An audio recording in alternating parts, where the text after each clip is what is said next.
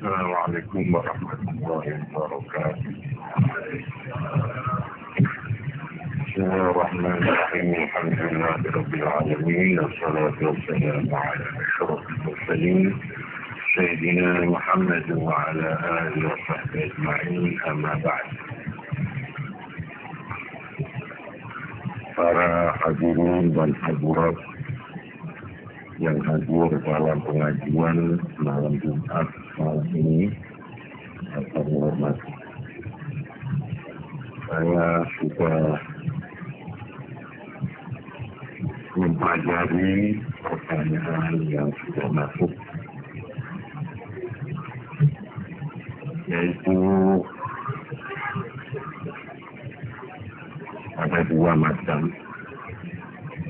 Yang pertama mengenai masalah tafsir Al-Quran. Yang kedua mengenai hukum perkawinan. Ternyata pertanyaan yang pertama ini terpaksa membutuhkan uraian agak panjang. Sebab di sini pertanyaannya memang sederhana. Benarkah bahwa Al-Quranul Karim itu berisi ayat-ayat yang sebagian bersifat menentukan dan yang lain bersifat ibarat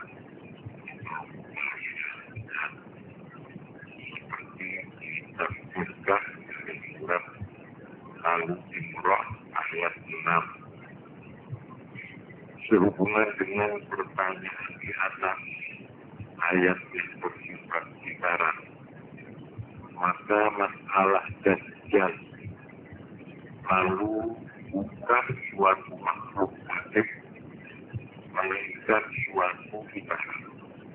Misalnya, Dajjal bermata satu, artinya golongan manusia yang hanya melihat hal-hal keduniawian belaka dan buta terhadap hal-hal rohaniah.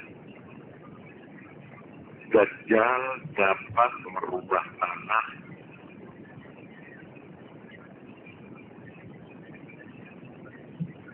buta jadi harta karun. Diartikan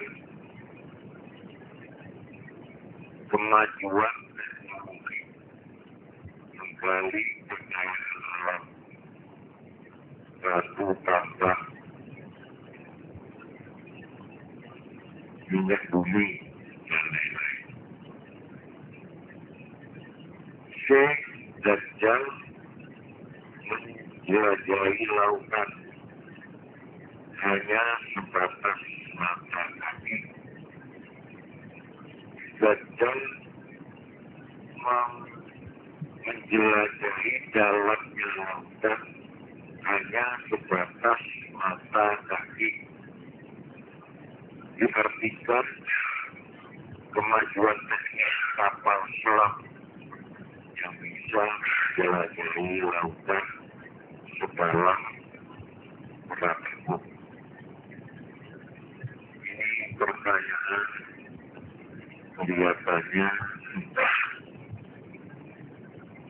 kelihatannya sederhana, tetapi karena ini menyangkut masalah Quran, masalah tafsir Quran, maka tidak mudah atau tidak bisa dijawab begitu saja. Tapi harus betul-betul jawaban ini betul-betul berdasar dalil-dalil Quran itu sendiri. Harus mempunyai dasar-dasar ilmiah yang kokoh.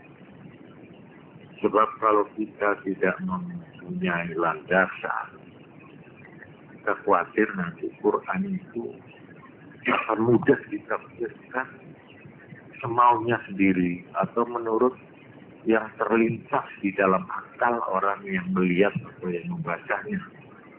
Ini berbahaya. Quran sebagai kitab suci itu menjadi satu kepercayaan bahwa Quran ini merupakan mukjizat. Seperti sudah berulang-ulang saya terangkan. Mukjizat itu begitu luasnya. Sehingga untuk menjaga keutuhan Quran, untuk menjaga keorisinilian Quran, maka Tuhan telah menjamin dengan firman-Nya, wa inna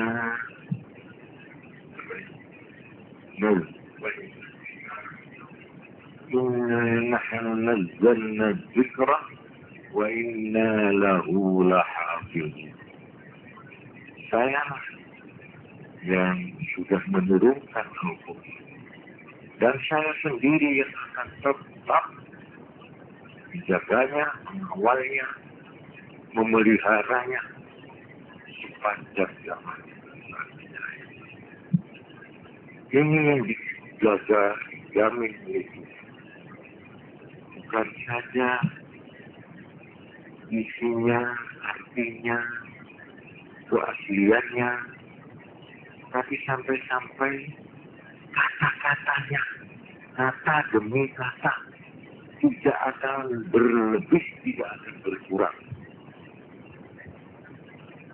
Oleh karena itu, para ulama-ulama itu sudah sepakat. Jangankan membaca Quran, menuliskannya pun harus seperti yang diterima semula. Jika kadang-kadang kita itu meriap tulisan yang menurut ejaan biasa itu mestinya panjang, seperti walakinna yang terdapat dalam surat Kahfi. Itu ternyata yang ada alifnya itu walakinna tidak boleh dibaca panjang. Walakinna.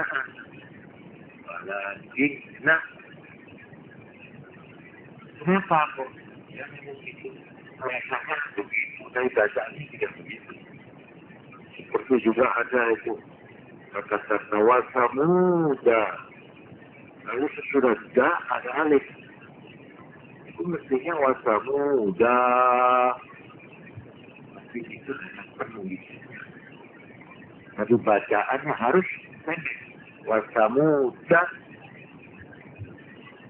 Sehingga untuk membaca Quran diwajibkan belajar.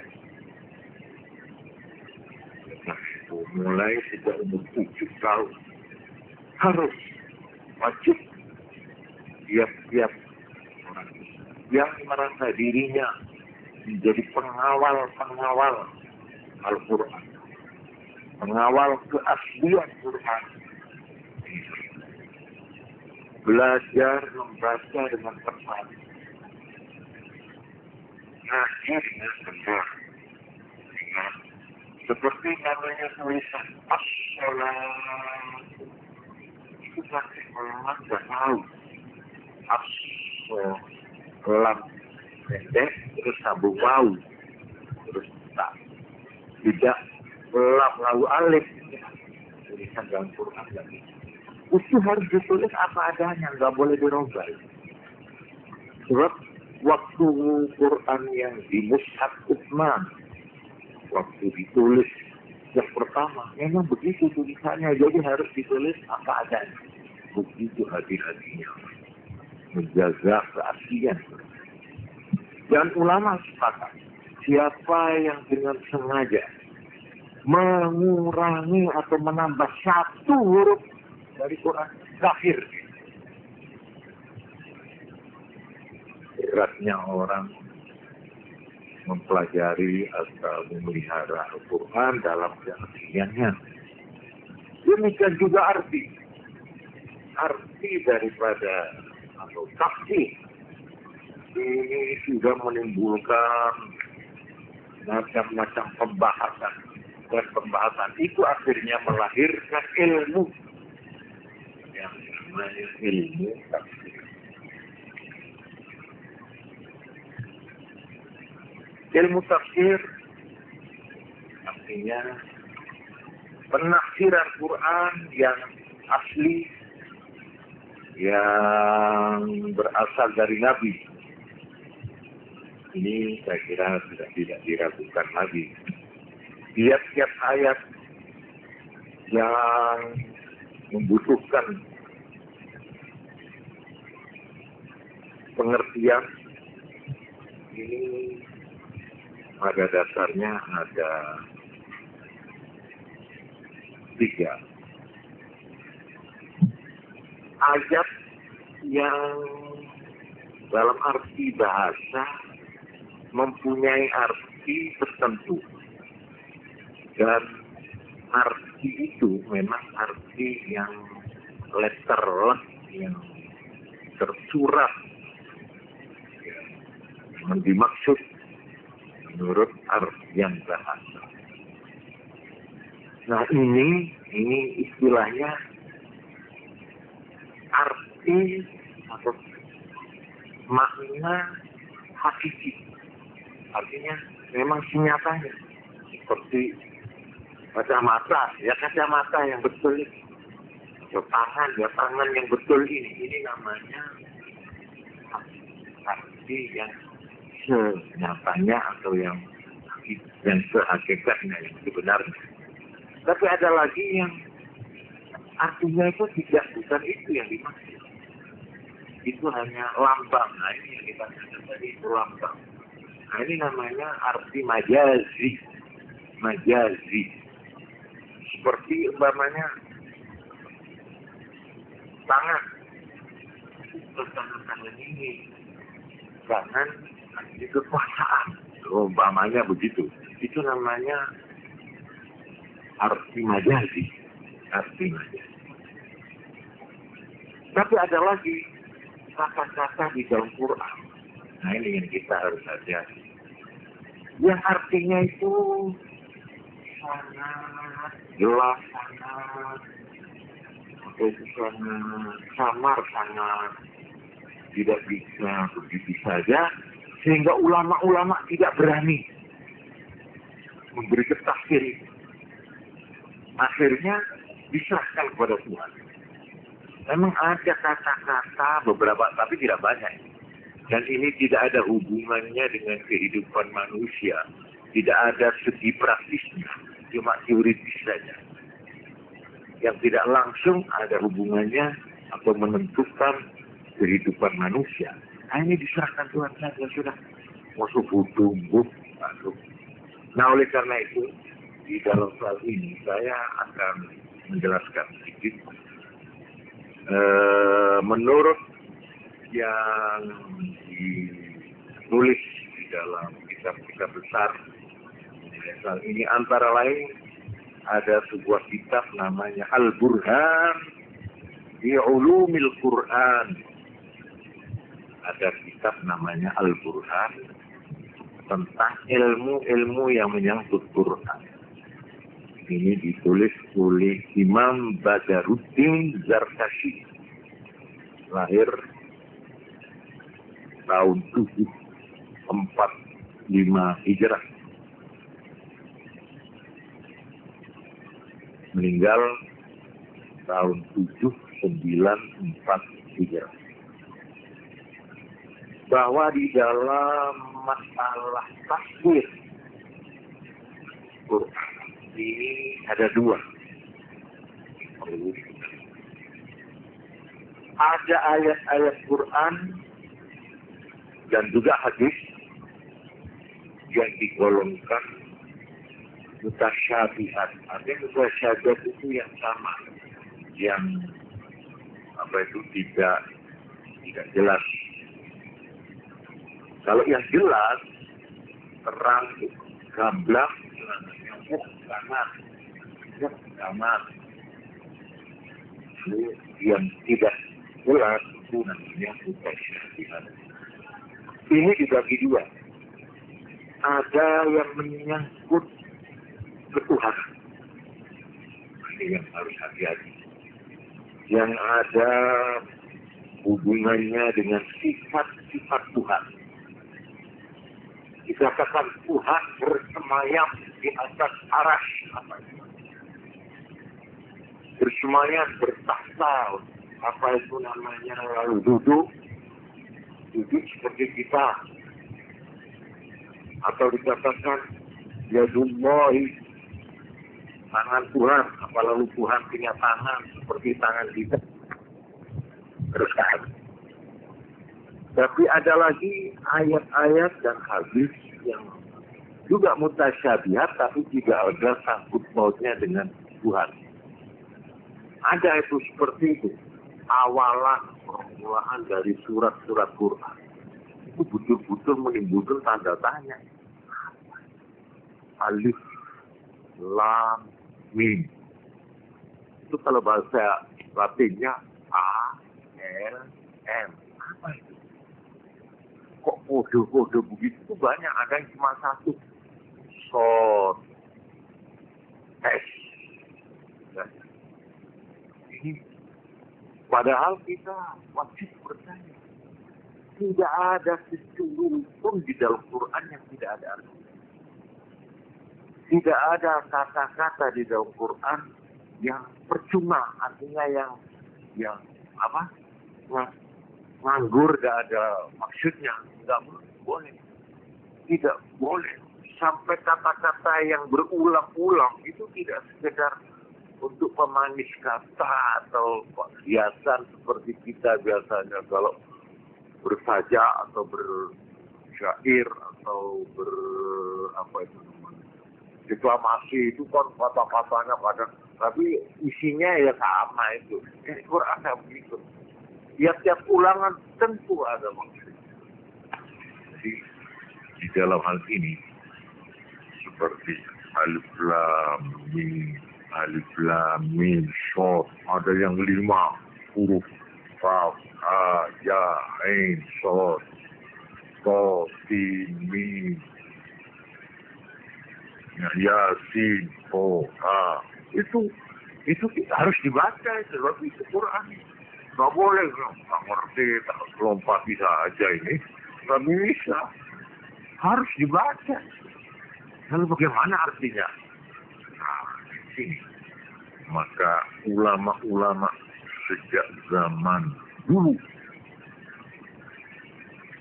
zaman sahabat Nabi, zaman muridnya yang disebut tabi'in, lalu zaman yang generasi ketiga yaitu muridnya tabi'in, yang disebut tabi'in. Jadi ulama-ulama gembong-gembong tafsir yang hidup di zaman sahabat dua murid sahabat yaitu tabi'in, kemudian muridnya tabi'in namanya tabi'in. Ini 3 zaman. Ini disebut salaf. Jadi kalau ada istilah ulama salaf, itu artinya ulama di 3 zaman ini. Zaman sahabat, zaman tabi'in, zaman tabi'in. Ini disebut zaman salaf. Sampai ada itu madrasah salafiyah. Itu salafiyah itu artinya menjadi ulama-ulama yang masih dekat dengan sumber yang pernah dengan Rasulullah Sehingga dari sudut agama, mereka itu lebih dijadikan teladan, dijadikan pegangan, dijadikan ikutan. Sebab sahabat tentunya kalau sahabat yang hidup satu zaman dengan Nabi tentu lebih pintar, lebih ngerti dong. Apa itu? Tentang agama dan sebagainya. Lalu muridnya sahabat, ya, seperti muridnya sahabat itu, seperti Imam Hanafi. Imam Hanafi itu muridnya sahabat. Lalu muridnya tabi'in. Ini tadi tabi'in, muridnya sahabat itu namanya tabi'in. Lalu muridnya tabi'in seperti Imam Maliki, Imam Syafi'i, Imam Hambali, termasuk generasi yang ketiga, angkatan ketiga. Ini orang-orang ini semuanya disebut salaf, ulama salaf. Kemudian yang datang sesudah tiga angkatan ini sudah zaman Umayyaden, zaman Abbasiden, Abbasiyah, banyak Abbas. Ini namanya disebut istilahnya kholaf. Kholaf. Jadi kita itu sekarang kalau belajar agama, baik mengenai Quran, maupun mengenai hadis, maupun mengenai hukum-hukum fikih, maupun mengenai tauhid, ketuhanan, teologi. Ini kita lihat, ini uraiannya begini. Ini siapa? Apakah dia salaf? Apa kholaf? Kita bisa bedakan. Ya. Jadi kalau kita pakai ukuran, maka aliran kholaf itu yaitu mereka yang hidup sesudah tahun 300 Hijrah ke bawah apa ke bawah ya. Jadi abad 1, 2, 3, 4, 5, 6 terus ini salaf sampai tahun 300 Hijrah gitu. 300 ke bawah sampai kita disebut kholaf. Di kalangan ulama-ulama ini ternyata aliran besar ada 2. Sebenarnya 3, tapi 3 ini sudah nyeleweng. Yang disebut nyeleweng itu orang yang mengertikan kata-kata Quran menurut apa adanya tanpa usaha apakah ini bertentangan dengan ajaran agama atau tidak. Sudah. Ini akhirnya disebut orang yang namanya Tuhan tahta ayunina, katanya Tuhan.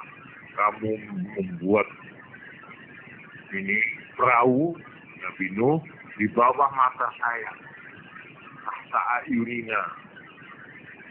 Ini diartikan bahwa Tuhan itu punya mata. Mata itu ya mata seperti ini terjadi. Jadi dia mempersamakan Tuhan dengan makhluk. Nah ini disebut golongan. Ini yang dikenal dengan nama musyabbihah. Golongan musyabbihah ini mempersamakan Tuhan dengan makhluk. Tuhan duduk di atas arasy. Siapa duduk? Dia duduk seperti Budi itu patung Buddha itu. Ya begitu itu semua kurang lebihnya. Nah ini musyabbihah ini. Ini musyabbihah. Ini berbahaya. Padahal kita sudah diajari walam yakul lahu kufuwan ahad. Itu itu ya. Tidak ada selain Tuhan yang menyamai dalam segala-galanya. Jadi kalau kita itu ditanya bagaimana Tuhan, kita jawab, Qul huwallahu ahad. Apanya tuh? Dia tunggal segala-galanya lah. Nggak bisa dipisah-pisah, tunggal. Allahus samad. Segala sandara hanya kepada Dia. Nggak boleh selain. Samad. Allahu samad, Qul huwallahu ahad. Allahu samad. Lam yalid, tidak punya anak. Walam yulad, dan dia tidak dianakkan. Kepercayaan Islam ini ya. Terus walam yakul lahu kufuwan ahad. Tidak ada satu pun selain Allah yang menyamai. Jadi kita tidak boleh kalau kita umpamai kok di dalam benak kita ini ada bayangan. Kita tidak. Jadi kalau ada bayangan yang mengganggu, menggoda, itu kadang-kadang ada itu orang. Ya, ada. Kita selalu gitu, Tuhanku, di langit besarnya. Kita harus pagi-pagi menjawab tidak. Itu semua bayangan-bayangan, khayalan, ya, yang apa itu menggambarkan Tuhan seperti tidak harus walam yakul lahu kufuwan ahad. Ini menjadi prinsip. Oleh karena itu musyabbihah ini tidak dimasukkan golongan. Orang yang mengartikan ayat-ayat mengenai Tuhan diartikan dengan membuat persamaan dengan makhluk. Tidak dimasukkan. Ini sudah dihukumi kafir. Kafir. Orang yang sudah menyimpang dari prinsip. Lalu di dalam hal ini kitab Al-Burhan tadi, Ulumul Quran, ini yang banyak dibicarakan itu mengenai hal-hal yang menyangkut Tuhan.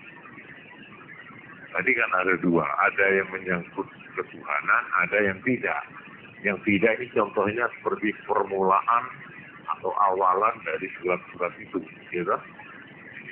Termasuk ini yang katanya Dajjal itu hanya fikirlek, hanya majazi, bukan orang itu katanya. Ya. Jadi tidak boleh diartikan menurut hakikat arti kata yang sebenarnya, tapi harus diartikan lain, majazi, bukan hakiki. Nah, ini sampai di mana ini nanti saya harus jawab itu sedikit, ya. Saya urutkan dulu. Yang penting bahwa di dalam aliran salaf mengenai ketuhanan dan juga mengenai yang bukan ketuhanan, itu pertama aliran salaf itu dikenal dengan yang disebut takwil ijmali.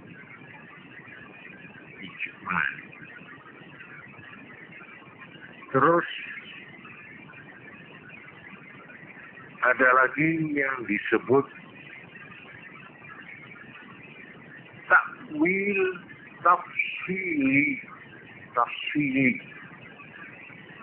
Maaf ini saya membawa hadirin sedikit berpikir seperti ini, termasuk ilmu tafsir, ya.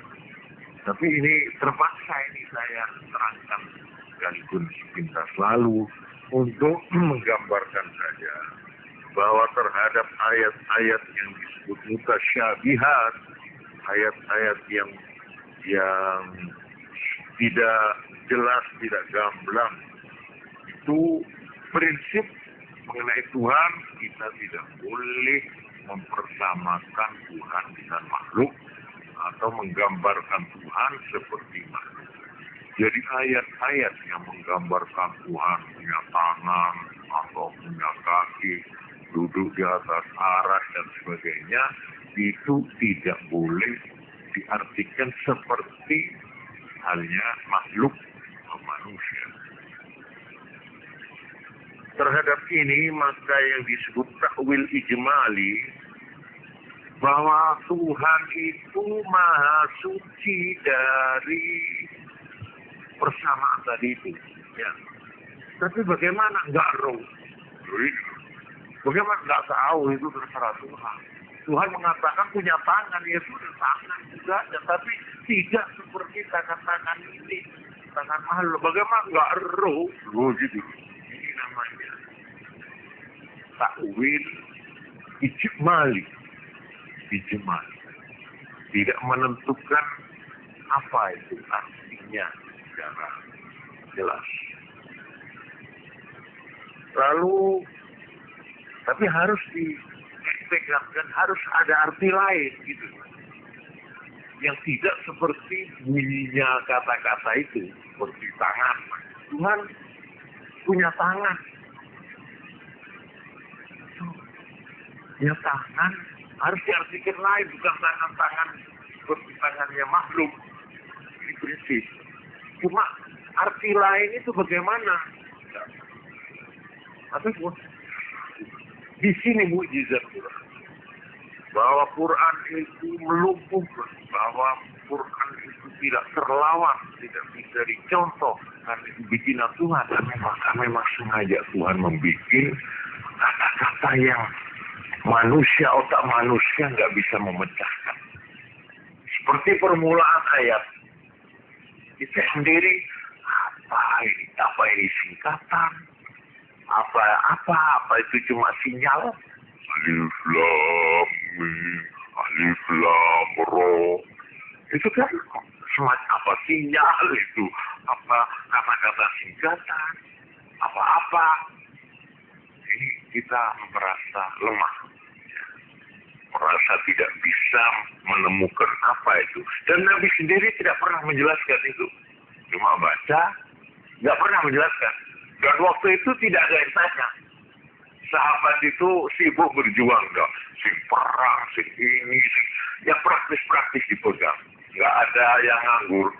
Orang ilmu itu kan banyak yang nganggur. Teori, berteori, ini, sehingga tidak ditakok-takok, no.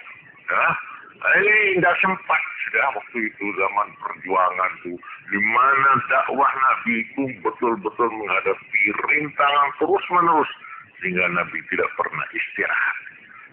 Nah itu tidak ada orang tanya, ya nganggur ya ini sih omong-omong lah, namanya ya itu alif lam mim apa Nabi? Nggak ada ya sahabat tanya gitu. Tidak ada yang nganggur, semua itu sibuk dengan tugasnya masing-masing. Nah, jadi ini yang takwil ijmali. Ada lagi tadi yang saya katakan takwil tafsili. Nah, takwil tafsili ini Tuhan itu dikatakan punya tangan, ya. Cuma tangan yang dimaksud itu tidak arti tangan, tapi ada arti lain. Nah, arti lain apa itu? Nah, mereka mengatakan tangan artinya kekuasaan. Oh, ini namanya sudah berani menunjukkan arti itu. Ya, supaya orang itu tidak ragu-ragu atau tidak jadi tahta ayunina, di bawah mataku. Artinya pengawasan. Oh, gitu loh. Ini namanya takwil tafsili. Ini aliran khalaf. Jadi aliran salaf itu takwil ijmali. Cuma prinsipnya tidak sama dengan makhluk. Itu prinsip itu sudah. Artinya umat serahkan Tuhan. Ini yang salaf. Zaman sahabat, zaman tabi'in dan tabi'in. Nah, malah ini sumbernya yang mula-mula melakukan tafsir atau takwil ijmali ialah dari ibunda wanita, ibunda istri Nabi yang bernama Ummu Salamah. Ini pertama pencetusnya. Ummu Salamah kalau menghadapi ayat-ayat yang begitu, ya serahkan. Nah ini menurut penilaian para ulama tafsir disebut hadza aslam. Ini yang paling selamat. Ojo melo-melo menulu. Ini paling selamat. Ya apa bu? Oh, terserah. Cuma aku yakin bukan tangan-tangan ini. Berarti nauf.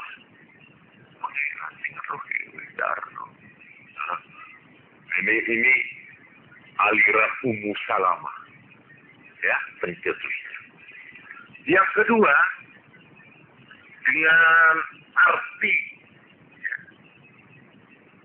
tafsiri, takwil, tafsiri, ini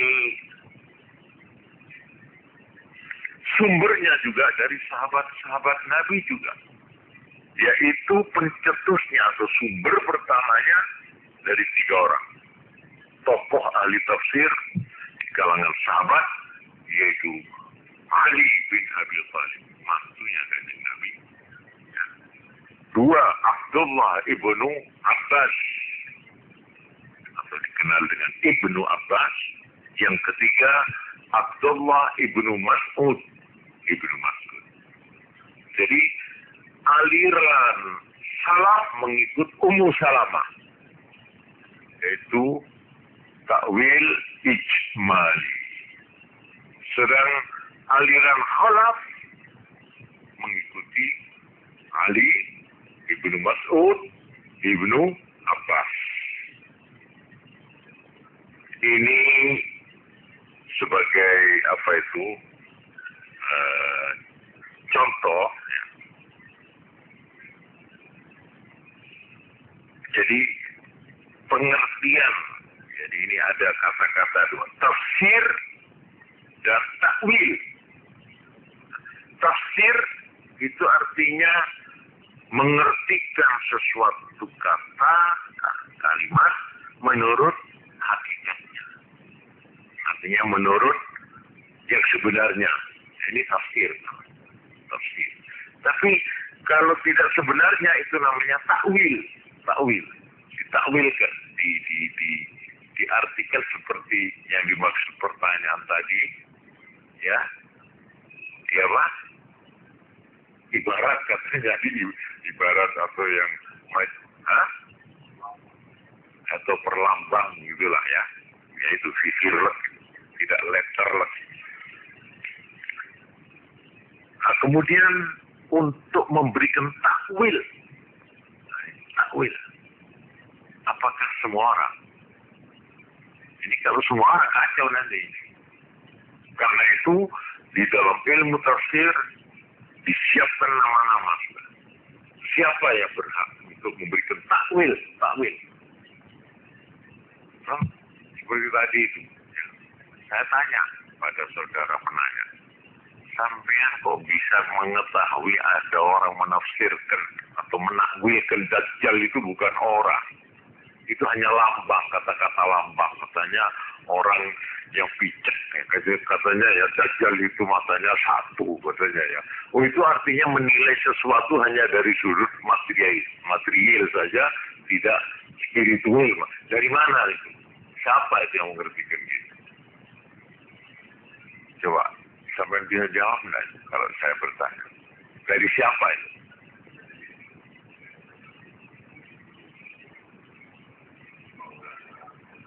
Persis. Justru Ahmadiyah. Lahore atau Ahmadiyah Qadiah. Saya punya itu. Saya punya bukunya itu yang dikeluarkan mereka itu. Panjang lebar. Dajjal itu digambarkan Rusia, entah Amerika, entah apa lagi. Itulah. Ini. Kalau saya tidak salah justru itu sumbernya Ahmadiyah. Saya punya bukunya lengkap mana itu. Nah sekarang saya terangkan. Kita ya ini di bawah pimpinan yang namanya Mirza Ghulam Ahmad. Ya mula-mula disebut Nabi. Yang mula-mula disebut inilah tunggu Masiah yang dijanjikan di dalam kitab-kitab suci dulu. Ini rasanya. Terus dikoreksi. Wah, jangan bilang Nabi, sebab sesudah Nabi Muhammad gak ada Nabi. Memang waktu itu dikufur-kufurkan karena menganggap Mirza Ghulam Ahmad pemimpinnya itu sebagai Nabi. Terus dirubah. Perubahan ini lalu tidak dikatakan Nabi, tapi dikatakan Mujaddid. Ya, reformer saja itu seorang yang mengadakan perbaikan, itulah pembaharu. Nah, ini yang ada dua aliran toh, ada yang Lahore, ada yang Qadian. Ya itu dua itu. Baiklah, saya tidak akan menyinggung hal itu. Itu hak dia. Tapi saya ingin menjawab pertanyaan, siapakah orang yang menurut penilaian ahli tafsir yang berhak untuk menafsirkan? Nah, ini saya ada daftar di sini. Pertama, yang berhak memberikan tafsiran atau takwilan adalah satu, Quran. Jadi Quran ditafsirkan oleh Quran. Jelas ini. Jadi ayat-ayat Quran, untuk mengerti apa yang dimaksud dengan ayat ini kadang-kadang kita mendapati ayat yang menjelaskan tentang ayat tadi. Jadi Quran ditakwilkan oleh Quran. Ini sumber yang resmi, ini yang sudah tidak diragukan ini. Yang kedua, Nabi Muhammad sallallahu alaihi wasallam. Sudah jelas ini. Nabi yang paling kompeten, yang paling berhak untuk menafsirkan apa maksud. Memang beliau diutus memang untuk itu. Jadi diutus memang dengan tugas untuk menafsirkan, mentakwilkan dan menjelaskan arti dan maksud ayat-ayat Quran sesuai dengan tujuan Tuhan yang sebenarnya. Ini sudah tidak diragukan lagi buat orang beriman loh ini ya. Yang kedua. Yang ketiga, sahabat Nabi. Di antara sahabat Nabi jangan digambarkan. Waktu Nabi meninggal, ya, itu sahabatnya ada yang memperkirakan sedikitnya 114.000. Waktu Nabi meninggal, sahabat itu ada yang mengatakan 125, ada yang mengatakan 114.000. Jangan digambarkan sahabat itu pinter-pinter semua, enggak. Sebab yang nama sahabat itu orang Islam yang pernah ketemu Nabi itu, dia petani apa, umpamanya sekarang betul jauh, iya masuk. Ya, jadi jangan malah ada yang menghitung sahabat yang pinter itu barangkali cuma ya berapa persen. Ya kalau dari 114.000 ya, umpamanya yang pinter itu hanya 2.000, itu berapa persen? Dari 125 atau dari 114.000, yang pinter, alim, betul-betul itu hanya 2.000. Kira-kira berapa persen? Hah? 2%. Hanya 2% yang namanya ulama-ulama yang expert dari kalangan sahabat Nabi itu. Jadi sahabat itu saya kira pinter-pinter semua. Oh enggak. Cuma satu persamaan mereka. Sekalipun tingkat pengetahuannya, tingkat kecerdasannya itu berbeda-beda, ada persamaan yang kuat. Apa? Keimanannya, kecintaannya, kesetiaannya kepada Rasul sama. Sama. Tidak ada yang berbeda. Tidak ada yang ragu-ragu, tidak ada yang separuh-separuh. Mereka bulat sebulat-bulatnya. Pokoknya Allah, Rasulnya dan jihad berjuang di jalan Allah itu melebihi dirinya, melebihi ayahnya, melebihi keluarganya, itu sudah sama dalam masalah. Hadis inilah penilaian sahabat itu satu kedudukan kehormatan yang hebat. Menurut ahli kebatinannya, orang Islam sekarang kalau sampai bisa ngimpi ketemu Kanjeng Nabi, itu banyak istimewa. Kira-kira kayak itu. Ya. Tapi sesudah dia tahu bagaimana sifat-sifat fisik Nabi, ada orang aku mau bertemu Kanjeng Nabi. Ya apa yang lebih dur, jenggotnya itu paling putih apa? Ini. Karena itu nanti saya mau bacakan hadis-hadis yang menerangkan sifat-sifat fisik dari Nabi. Jadi sama kalau mimpi itu nyocokkan dengan hadis ini.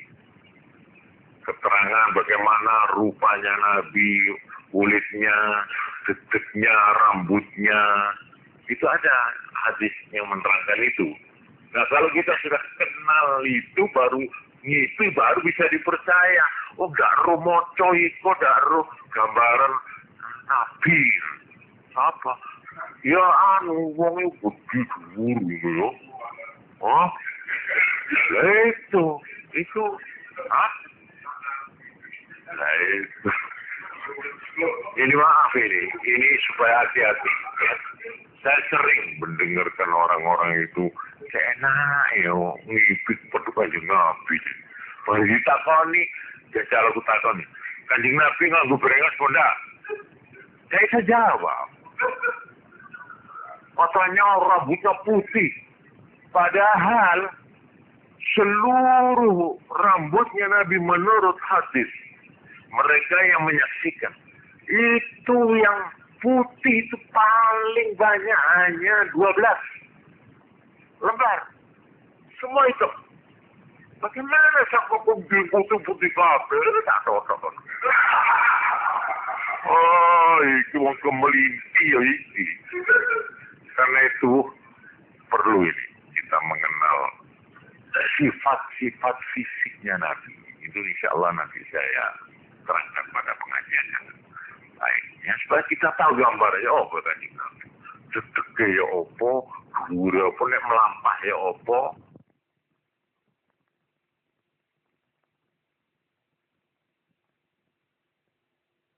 Melampah ya opo, nek guyu ya opo, supaya ada gambaran lah kita selalu. Baiklah, nah ini orang yang berhasil mimpi Nabi. Ya, itu termasuk orang yang betul. Orang ini wis top. Top. Nah, sekarang saya tanya, lah ini gak mimpi, ini kumpul ya apa? Saben dino petuk, malah nyanding, yo salaman. Kira-kira pangkatnya diragukan kok enggak? Oh, itu dia. Itu sahabat Nabi yang 114.000. Itu kehormatannya yang besar adalah kesempatan untuk ketemu, salaman, untuk ikut makan, ikut makmum. Ada kehormatan seperti itu, gitu loh. 2%. Oleh karena itu di dalam soal tafsir,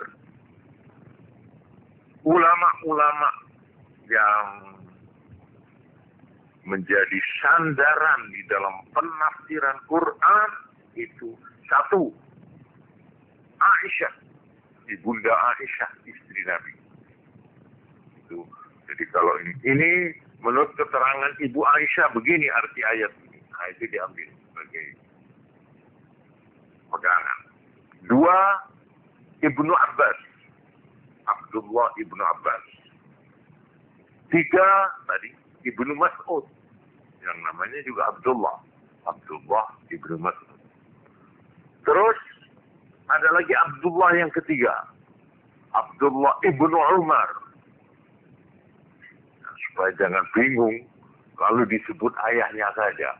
Ibnu Abbas, Ibnu Mas'ud, Ibnu Umar. Namanya sama ini Abdullah. Jadi Abdullah sing endi lho. Abdullah sing endi? Akhirnya A, B, C ono sing ngono. Tapi ada lagi A, tinggal sing deadlock lho. Wah, iku dak ilo iku. Tapi ada itu yang memang terpaksa. Ada yang begini, yang mana? Ada yang pekerjaannya ini nama ini. Terus ada lagi Anas bin Malik.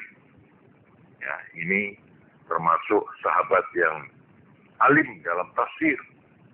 Terus sahabat Ubay bin Ka'ab. Ini perlunya sampean kalau mendengar ini tafsir keterangan siapa ini yang menerangkan begini. Oh, dari sahabat A, B, ini nama-nama ini gitu loh.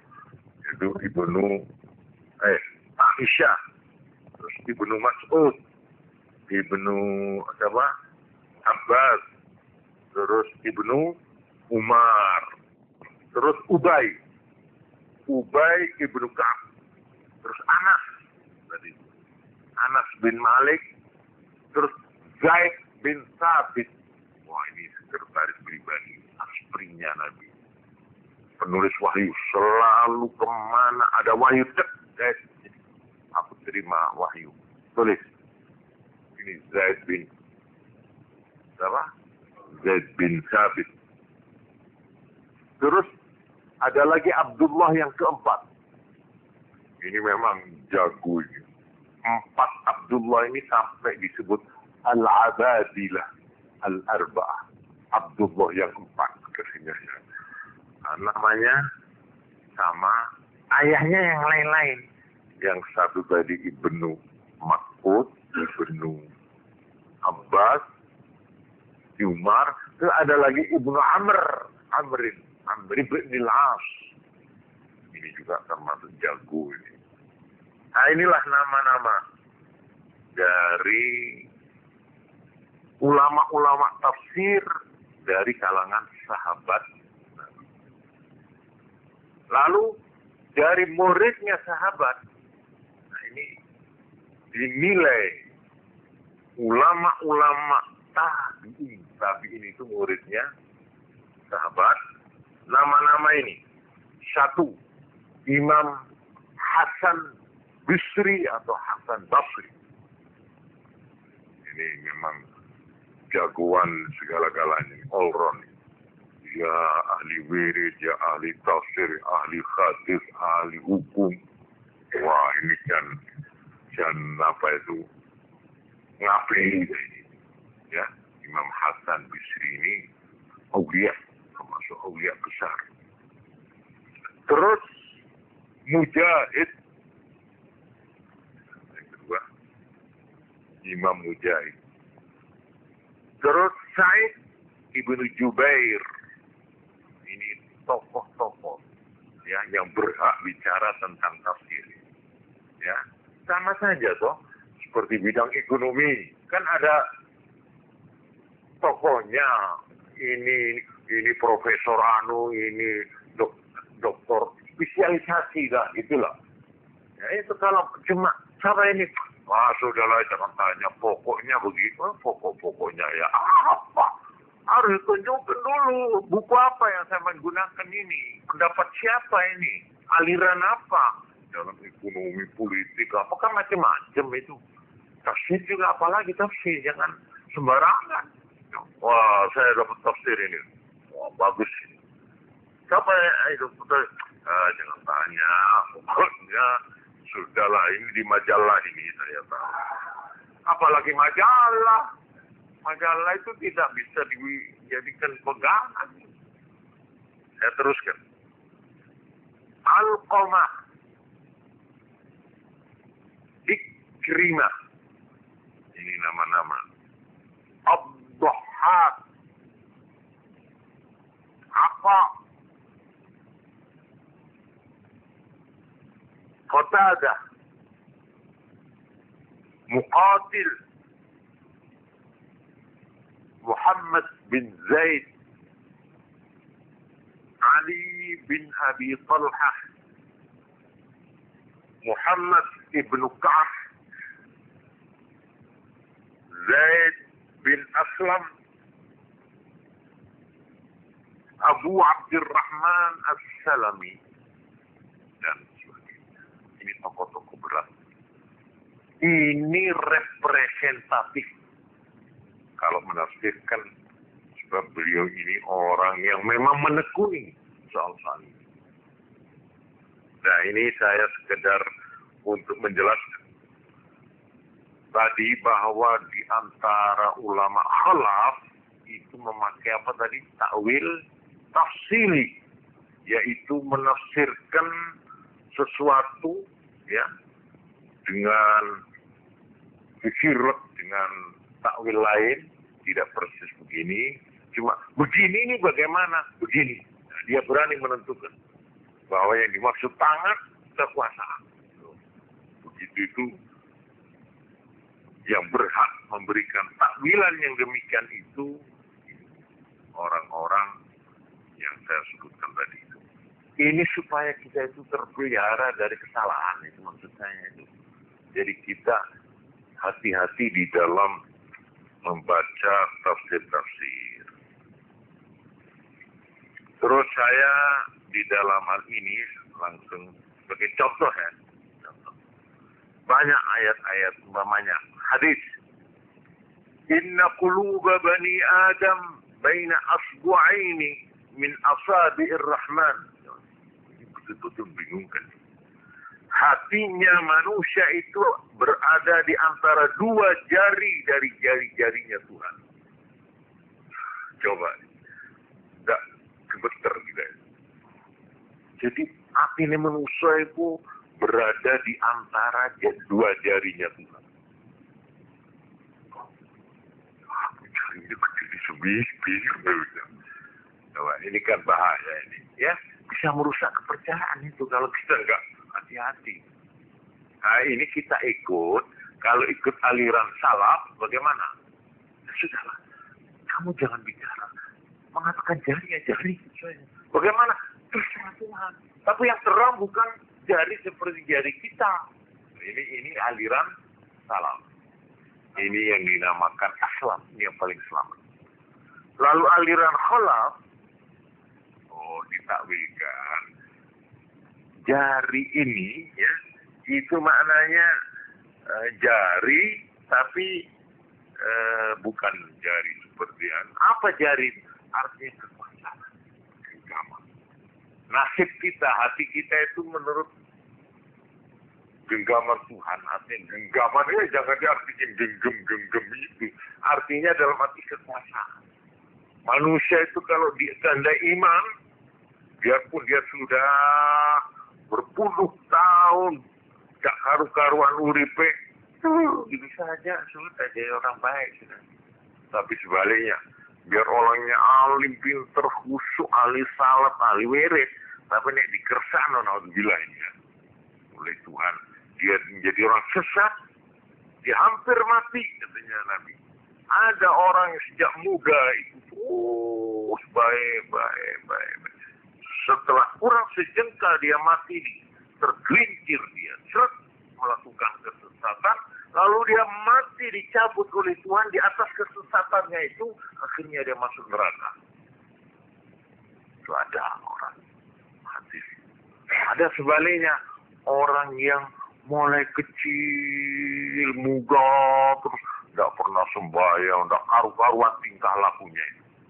Ya, akhirnya setelah dekat tinggal sejengkal dia mau mati, dia lalu entah secara kebetulan dia menemukan sesuatu, entah teman, entah apa, lalu menjadi baik. Tekun, tobat kepada Allah, di atas tobatnya itulah dia dicabut sehingga dia masuk surga. Itu ada hadis dan sahih hadis itu.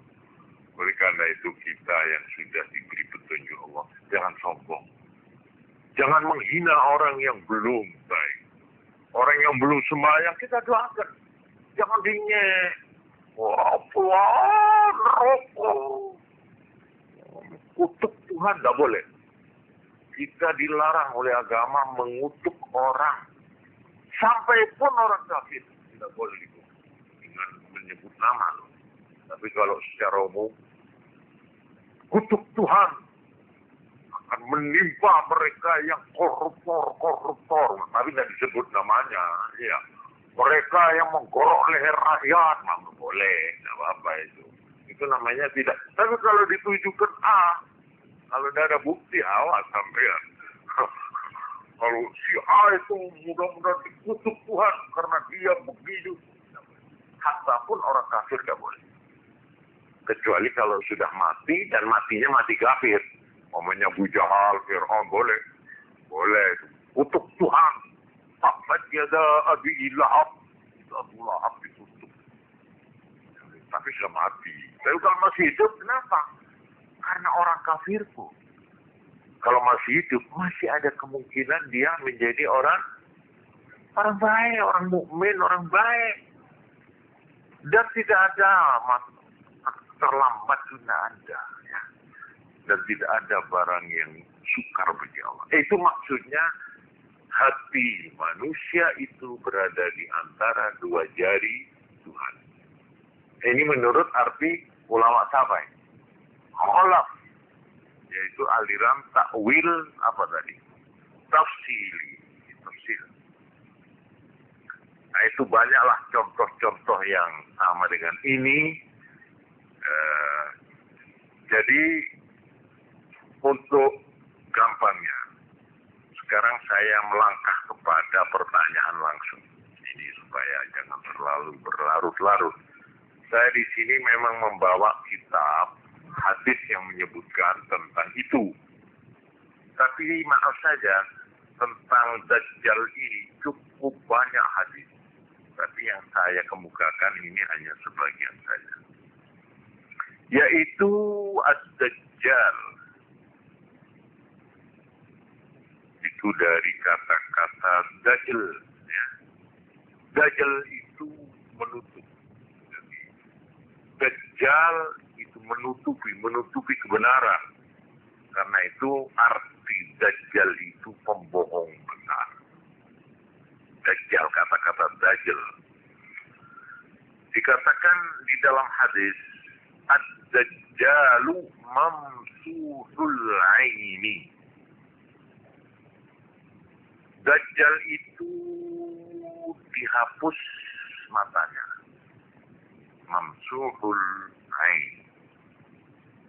Artinya, menurut Imam Manawi, salah satu matanya itu diratakan seperti batu ini. Jadi tidak ada bekas ada mata. Jadi ini rata gitu. Bukan kok ada matanya terus gini, enggak. Memang tidak ada. Jadi cuma satu matanya. Ini kan lain daripada yang lain ini. Ya. Kalau yang banyak kita ketahui itu dua mata, cuma yang satu tertutup. Ya, atau sakit atau apa. Ini enggak. Mamsuhul ain ini dihapus seperti batu. Terus maktubun baina ainaihi kafir. Nah ini di sini persis di kira-kira antara dua mata kalau ada matanya. Di sini ini ada tulisan kafir. Di sini dia kafir. Ini menurut hadis ini. Di antara dua mata ada tulisan kafir, yaqra'uhu kullu muslim. Bisa dibaca oleh setiap orang Islam. Jadi orang yang Islam dan beriman mesti tahu. Tulisan itu kelihatan. Nah, di dalam mengertikan ini, apakah orang di dalam sebuah riwayat hadis yang lain dikatakan ada tulisan kafir yang yaqra'uhu kullu mu'minin katibin ghairi katibin.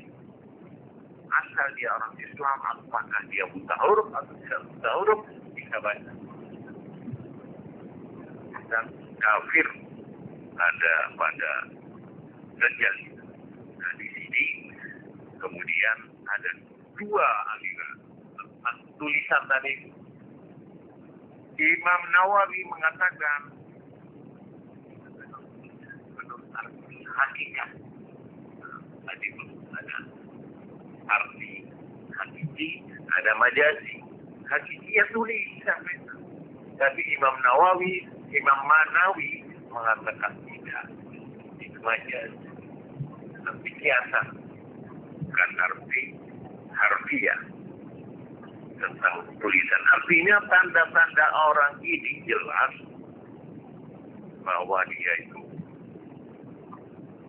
Sebab dikatakan Nabi yang bisa baca itu hanya orang Islam. Kalau orang kafir sesama kafir nggak tahu tulisan itu. Jadi kata Imam Manawi kalau begitu itu bukan arti tulisan dalam arti tulisan. Kalau tulisan biar orang kafir pasti bisa tahu. Nah ini jadi itu dia besok di hari kiamat. Orang yang Islam yang mukmin tahu ini orang kafir. Apapun dia bisa bertolak hijab, kita tahu dia kafir. Ini menurut arti dari dua imam. Nah, sekarang kalau orang ini memang orang celaka, dia tidak tahu bahwa ini kafir atau tidak kafir, sehingga orang ini menjadi korban. Selanjutnya ada lagi keterangan hadis begini. Ad-Dajjalu a'warul 'ainil yusra. Bahwa Dajjal itu ya saya begini. Meripati pijet. Akwar itu pijet. Jadi kalau makna yang biasa. Akhwarul 'ainil yusra. Di dalam riwayat yang lain akhwarul 'ainil yumna, yang kanan.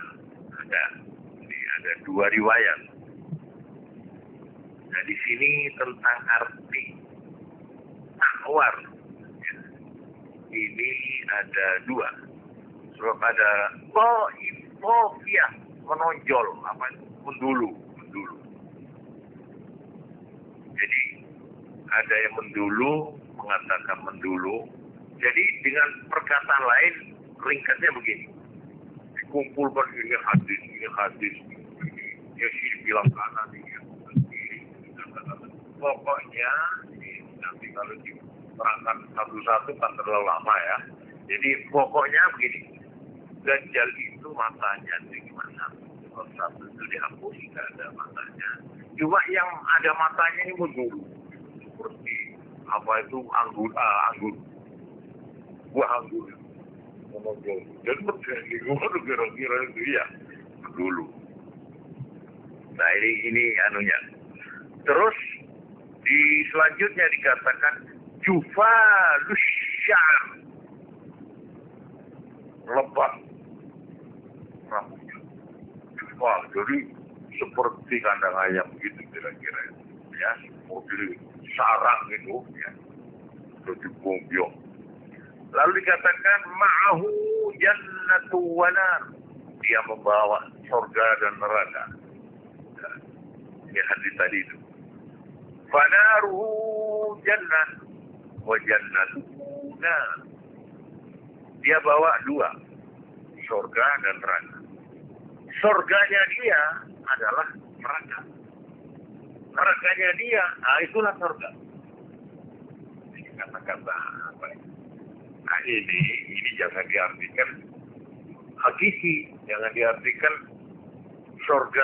Masa surga di tangannya orang itu ya. Jadi perbuatannya itu yang seolah-olah menggambarkan surga, kenikmatan, justru di situ itu. Orang kalau ikut dia di situ, dia akan masuk neraka-nerakanya Tuhan. Nah itu yang dimaksud. Kemudian ada hadis lagi yang lain. Ad-Dajjal la yuladu lahu. Dajjal itu tidak diperanakan. Jadi Dajjal itu tidak punya anak. Ini hadisnya. Ada lagi yang mengatakan wala yadkhulul Madinah, dia tidak bisa masuk ke kota Madinah, wala Makkah, dan tidak bisa masuk. Dia bisa masuk ke mana saja. karena dijaga malaikat di kota-kota itu. Walhasil kalau kita melihat ini, maka banyak yang pokoknya dari hadis-hadis. Dajjal itu memang orang. Dajjal itu memang orang. Dan sebagai tandingannya di dalam hadis, kalau sudah hari kiamat itu sudah dekat, maka Dajjal akan muncul. Dan Dajjal ini yang membunuhnya adalah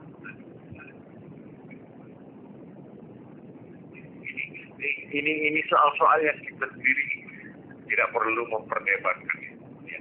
Itu toh masih akan ini saja, tunggu tanggal mainnya ini saja. Tentang takwil ini terus terang saja tidak masalah. Jadi, tapi kalau ada orang mungkin ya biarkan aja, itu haknya dia, nggak apa-apa, kan tidak berbahaya itu, tidak membahayakan perjalanan.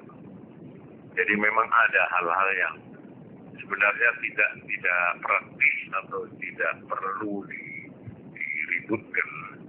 Ya sudah, biarkan aja. Tapi buat orang-orang yang punya pegangan ini, maka hadis ini sudah tidak diragukan lagi. Ini menggambarkan orang. Memang malah di hadis lain dikatakan Dajjal ini yang sanggup menghadapi hanyalah Isa. Besok Nabi Isa itu diturunkan lagi. Ini tentang turunnya Nabi Isa, ini juga akan mengundang perdebatan ini. Sekarang di mana Nabi Isa? Ini memang ada yang mengatakan itu mati biasa. Tapi kalau menurut Quran, ya, bagaimana? Jangan tanya saya, itu tanya pada Tuhan. Bagaimana Tuhan kau mengangkat Nabi Isa, ditaruh di mana? Tanya aja pada Tuhan. Ya, di mana Tuhan? Lu udah tahu persoalan. Kalau saya percaya, Tuhan mengangkat dan besok Nabi Isa akan diturunkan lagi. Tapi kalau sudah dekat, dari mana sama saudara? Jadi kalau mau bicara soal ini, saya kira sekaligus kita bicara soal hari kiamat saja sekaligusnya. Apa hadis-hadis mengenai kiamat? Tanda-tanda datangnya kiamat itu dibagi dua. Ada tanda-tanda kubro, al-alamat kubro, asyaratus sa'ah al-kubro, ada yang as-kubro. Ada tanda-tanda yang kecil. Nah, sekarang sudah banyak yang nampak tanda-tanda kecil. Tapi ada tanda-tanda yang besar yang dinyatakan dalam hadis, antara lain seperti terbitnya matahari dari mana? Dari barat. Itu sudah dekat sekali. Juga Dajjal ini termasuk dekat sekali. Untuk membuktikan kebenaran apakah Dajjal itu orang, apa cuma lambang, apa kita nututi begitu. Tapi sampai mesti nututi. Bagaimana caranya? Kita ini nututi Dajjal apa enggak? Hah? Bisa jawab enggak? Kita nututi terbitnya matahari dari sebelah barat apa tidak? Hah? Jawab kira-kira aja lah, kira-kira. Hah? Apa kita akan menangi kiamat apa enggak? Nah, kan saya mati lebih dulu. Umpamanya saya tabrak motor tahun ini mati. Apa saya bisa? Bisa. Loh, bagaimana? Jadi manusia ini sudah mati. Ini akan dibangkitkan. Dikembalikan ke bumi ini lagi. Dijember lagi. Karena akan dijember lagi. Jadi, sudah mati besok. Prit. Sampai di bumi jabat. Tidak tahu saya. Pokoknya orang itu dengan kain kafannya. Wah. Jadi seperti praktis dan gitu. Tapi yang banyak temannya pula. mereka yang tidak punya amal baiknya. Telanjang. Dan orang sudah tidak perhatikan telanjang tak telanjang. Dari ributnya nggak ada. Begitu kita masuk kembali ke bumi ini sudah kacau. Aturan alam sudah lepas. Tidak ada gaya tari, tak tari itu tidak ada sudah.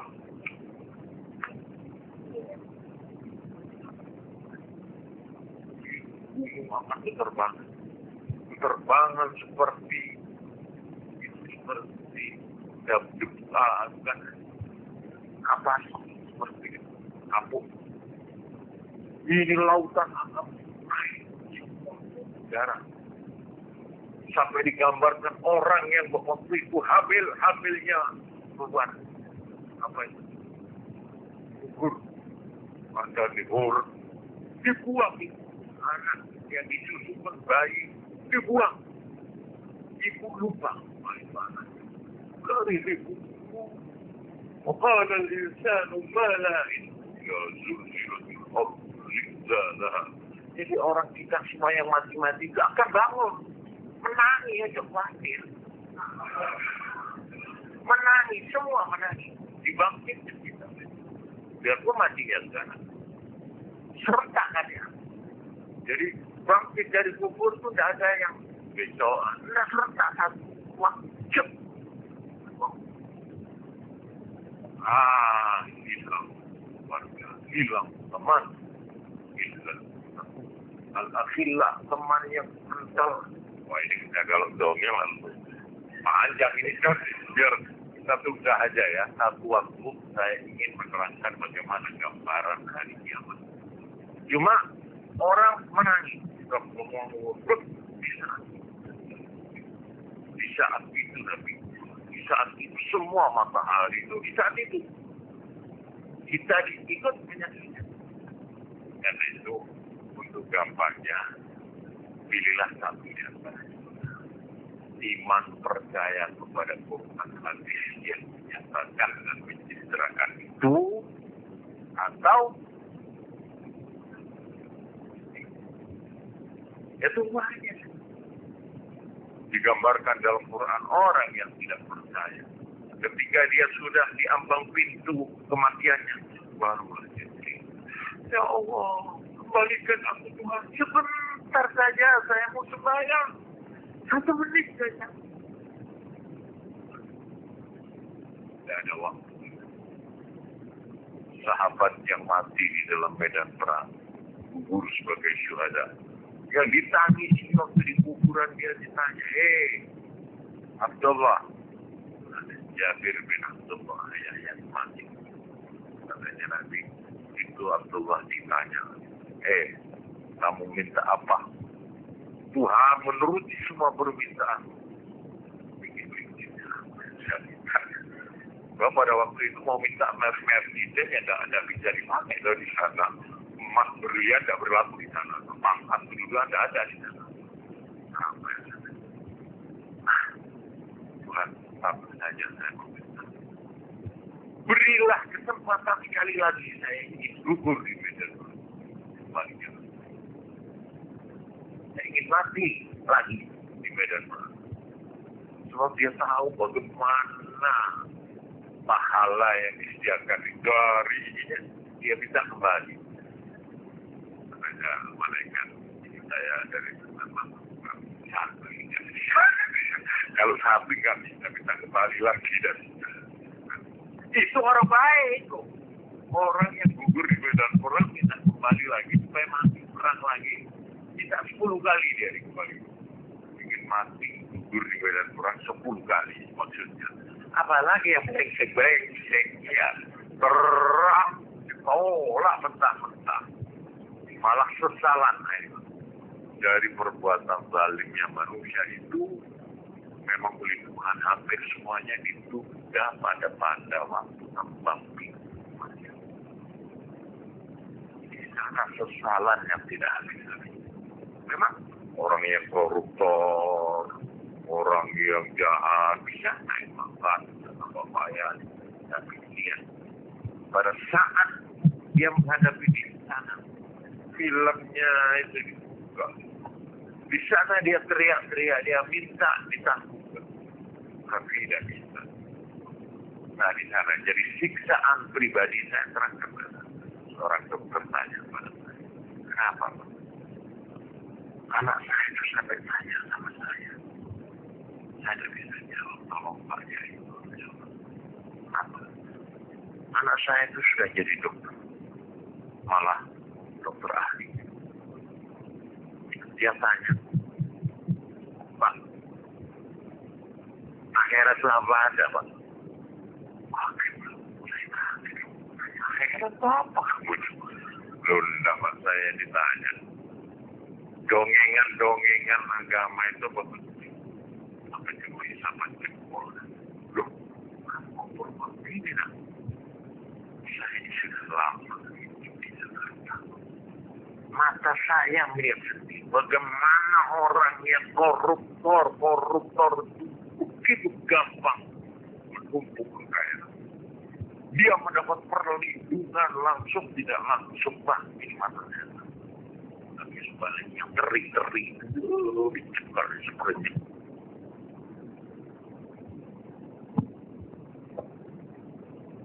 apa yang dibiarkan? Kalau dibiarkan artinya Tuhan tidak ada. Kamu ngapus orang ya? Mana dapat?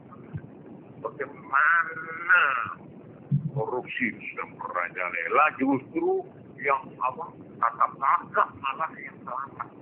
Tidak selamat malah yang lebih ini sampai menggoyangkan imannya. Saya itu jawabnya gimana? Saya membacakan ayat. Di dalam sebuah ayat dikatakan, andai kata Tuhan memperhitungkan dosa orang-orang, maka tidak ada orang lagi di dunia. Itu ada ayat. Maka diambil 3. Tetapi memang sengaja Tuhan memberikan kesempatan kepada orang-orang itu untuk perbaiki kesalahannya. Nah inilah sifat halim. Disebut Tuhan itu mempunyai sifat halim. Halim itu begitu lapang dada sampai orang yang salah tidak spontan, tidak kontan dihukum. Tapi orang ini diberi waktu dan kesempatan yang terbaik. Dan membiarkan orang untuk berbaik ini namanya halim. Ini sifat Allah. Untuk ini maka dosa itu dibagi. Dosa pribadi, perorangan, ini yang diberi kesempatan orang itu menyadari dan berbaik sampai batas di ambang pintu kematiannya. Kalau sudah di ambang pintu, maka dia sudah telah. Di sana dia akan disikap apa yang selama ini dia tidak tahu. Gambaran perbuatan kejahatannya, dosanya, segala-galanya itu baru dia akan buka pada saat dia akan mati. Jika itulah dia menyesal, itu sesal tidak. Tapi kalau kesalahan itu kolektif, kesalahan dari masyarakat, maka menurunkan azab. Gempa, wabah, perang bentuk siksaan dari Allah. Kesalahan kolektif itu dihajar. Jadi sesuatu yang bersifat umum itu diderau oleh Tuhan dengan otak. Tapi kalau perorangan, namanya orang dan sembahyang, nggak apa-apa kan? Saya gemuk, sehat, ya, nggak apa-apa. Kan kaya, mamanya itu ya. Orang berzina, mamanya. Kenapa? Sekarang banyak obat untuk menyelamatkan dan penyakit. Syukur enak. Saya sudah 30 tahun. Di mana? Oh, sudah segala bangsa. Gak apa-apa toh. Nah ini orang merasa aman karena dibiarkan gitu. Memang silakan terus. Nanti pada saat dia akan dipukul oleh dosanya. Dia akan dipukul oleh perbuatannya. Bukan orang tuanya, bukan polisi, bukan tetangganya, dosanya sendiri akan membayar. Orang yang melakukan dosa pernyataan, dia tidak dia terus dihantui, dibayang, diikuti, dia tidur terus, ikuti dosanya. Sampai tidak percaya boleh dicoba, ya. Coba aja membunuh orang tidak punya salah. Bunuh, tidak ada orang tahu. Sampai terus dihantui. Gitu. Apalagi sampai tidak pernah melakukan. Ya. Membunuh orang tidak pernah, hanya satu kali bunuh. Coba, saya ingin tahu. Akhirnya mana? Membenamkan dirinya, melupakan dirinya dalam dosa, dengan menumpuk-numpuk dosa. Kenapa? Saya lari dari hati saya. Sebenarnya dia lari. Oh, rojak. Lupa dia. Pulang. Oh, ditunggu. Balik lagi ke alam kenyataan. Inilah orang kritis. Orang frustasi di dalam hidup. Orang yang berdosa, orang yang punya salah. Satu orang yang tidak punya salah, tidak punya utang. Tenang. Enak. Duduk. Silakan siapa? Gitu. Tapi kalau banyak utang, kalau bayar. Duduk. Nah, itu contoh kecil-kecilan. Ya ini maaf saya sendiri ini ya. Kalau saya cerita pengalaman saya. Sekalipun saya ini bukan supir, tapi saya senang kadang-kadang gitu. Saya udah punya SIM ya. Kelihatan aja. Polisi jauh. Ya opus terus, boleh reno. Tapi saya perlu ke sana. Ya, tapi setelah saya punya SIM, itu selamat sama polisi berani saya. Tidak punya salah. Tapi kalau orang punya salah, ya Allah, ada orang pakai capil, dikira polisi. Wah, karena mata saya dapat gerak gitu, ya. Petani atau manol, masih kira polisi. Begitulah ya. Jadi soal ini saya melantur sedikit, ya. Mudah-mudahan ini sekaligus mengisi kekosongan pengajian. Ya. Mudah-mudahan kita dipelihara oleh Allah dari kesalahan-kesalahan yang kita sengaja maupun yang tidak disengaja, dan setiap kesempatan yang diberikan kita untuk menyadari kesalahan, untuk mendapat kesempatan kita mengadakan koreksi. Mudah-mudahan saat-saat itu dapat kita manfaatkan dengan petunjuk. Tidak ada yang memudahkan. Kalau sudah diberi petunjuk, dimanapun kita masih bisa, masih. Tapi kalau sudah bisa, sekalipun kita tekun di tengah-tengah,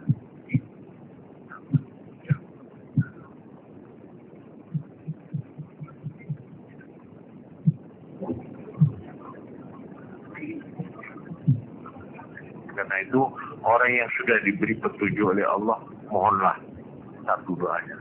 Rabbana la tuzigh qulubana ba'da idh hadaytana wa ya Tuhan kami, ajaran Quran. Wahai Tuhan kami, janganlah Engkau belokkan hatiku sesudah Engkau memberikan. La tuzigh qulubana, jangan kamu selewengkan hati kami ba'da idh hadaytana, sesudah Engkau memberikan petunjuk.